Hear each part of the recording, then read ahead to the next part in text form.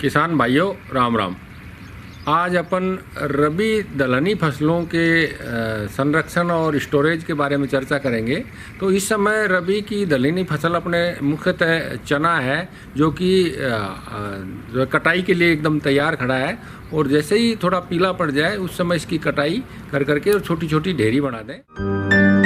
अक्सर देखने में आता है किसान भाई कड़ी मेहनत करके फसलें उगाते हैं, पर जब समय आता है फसल कटाई का तो जल्दबाजी कर देते हैं, जिसके कारण उनको उत्पाद का अच्छा लाभ नहीं मिल पाता। यदि किसान थोड़ा सा जागरूक रहें और फसल की परिपक्वता की सही पहचान करके कटाई करें तो अधिक लाभ मिलेगा। चने की जब पत्तियां, फलियां पीली और भूरे रंग की हो जाएं तथा पत्तियां गिरने लगे, दाने सख्त हो जाएं, तो फसल की कटाई कर लेनी चाहिए। फसल की कटाई तेज धारदार हंसिया या दराती से सावधानी पूर्वक करनी चाहिए। किसान भाइयों, चने की फसल सूखने के बाद ही थ्रेसिंग करवाना चाहिए। थ्रेसिंग करते समय ध्यान रखना चाहिए कि थ्रेसर की जाली फसल के अनुसार लगी हो, ताकि दाने टूटे नहीं और थ्रेसर सही तरीके से काम करती रहे। इसकी कटाई कर करके और छोटी छोटी ढेरी बना दें। उन ढेरियों को 6 से 7 दिन तक खेत में सूखने दें। उसके बाद जो है थ्रेसिंग फ्लोर पर इकट्ठा कर करके और तुरंत फिर भी उसकी कढ़ाई थ्रेसिंग ना करें। उसके बाद भी 10-5 दिन तक मौसम अगर ख़राब नहीं हो तो उसको जो है आपको थ्रेसिंग फ्लोर पर सूखने दें। उसके बाद जो थ्रेसिंग करवा करके और फिर पुनः उसको 3 से 4 दिन तक धूप लगा करके उसमें नमी की मात्रा 9 से 10% के बीच रह जाए। किसान भाइयों, आपको चने का बाजार में अच्छा मूल्य मिले, इसके लिए थ्रेसिंग के बाद और भंडारण के पहले चना का श्रेणीकरण अवश्य करें। श्रेणीकरण में पहले कटे टूटे दानों, कंकड़, पत्थर इत्यादि को निकाल दें। इसके बाद दानों की सफाई करें, फिर ग्रेडिंग करें।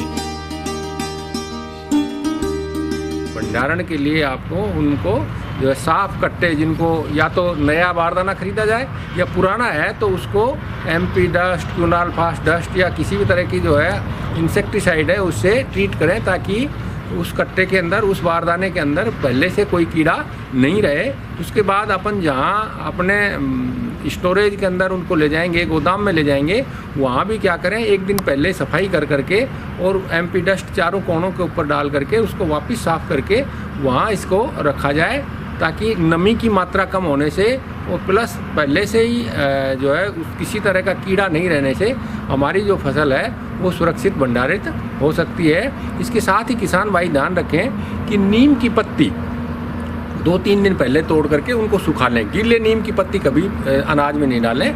2-3 दिन पहले सुखा करके और 1 कुंटल जो है नीम चने के लिए आपको 100 ग्राम नीम की पत्ती के हिसाब से आप उसी हिसाब से मल्टीप्लाई करके और अपने फसल के भंडारण के टाइम अनाज के बीच में रख सकते हैं। इससे क्या है कि बहुत सारे जो कीड़े हैं वो आपकी फसल में नहीं आएंगे। चने का भंडार गृह में भंडारित करते समय फर्श में कहीं पर भी दरारें नहीं हो, और यदि दरारें हैं तो उन्हें सीमेंट से भर देना चाहिए। दीवारें आदि सीमेंट की हो तो उत्तम होगा। दीवारों में दरारें, पपड़ी आदि नहीं होना चाहिए। भंडारण के 10 दिन पूर्व कमरे में 0.5% मैलाथियोन का घोल बनाकर छिड़काव करना चाहिए और गोदाम को अच्छी तरह सूखने देना चाहिए। इसके बाद अनाज से भरे बोरों को फर्श पर सीधे न रखें। पहले कोई लकड़ी के फट्टे इस प्रकार रखें कि थोड़ी लकड़ी बाहर की तरफ निकली रहे और बोरों को दीवार से 1 से 1.5 फीट दूर रखें। नमी का विशेष ध्यान रखा जाए। 9 से 10% की नमी हो तभी हम उसका भंडारण करें। चाहे एक बार अस्थायी रूप से हम उसको कहीं भी रख लें और फिर अच्छी धूप निकले तब उसमें नमी की मात्रा कम कर दें, सुखा करके, और इस तरह से भंडारित करेंगे तो हमारी फसल सुरक्षित रहेगी। और इसके बाद भी अगर हम चाहें तो कुछ किसान भाइयों के जैसे सीमित मात्रा में पैदावार होती है वो टंकी में भरते हैं या किसी तरह के बर्तन में भर के रखते हैं, उसमें किसान भाई चाहें तो बालू मिट्टी 25% बालू मिट्टी या राख जो है इनको डाल करके और फिर भी भंडारण कर सकते हैं। बालू मिट्टी और राख किसी तरह का जहर नहीं है, पर ये क्या करता है कि जितने भी कीड़े होते हैं जो दलहनी फसलों में लगते हैं उन कीड़ों को आगे पनपने नहीं देती है। तो इस तरह से किसान भाई अपने जो है रबी की जो दलहनी वाली फसलें हैं उनको सुरक्षित भंडारित कर करके और अपनी फसल को आने वाले समय तक, आने वाले सीजन तक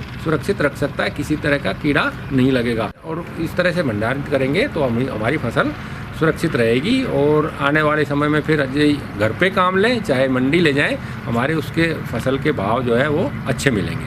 धन्यवाद। आगे और भी है कुछ रोचक जानकारियां, पर यहाँ पर रुकेंगे एक और ब्रेक के लिए। जल्द हाजिर होते हैं।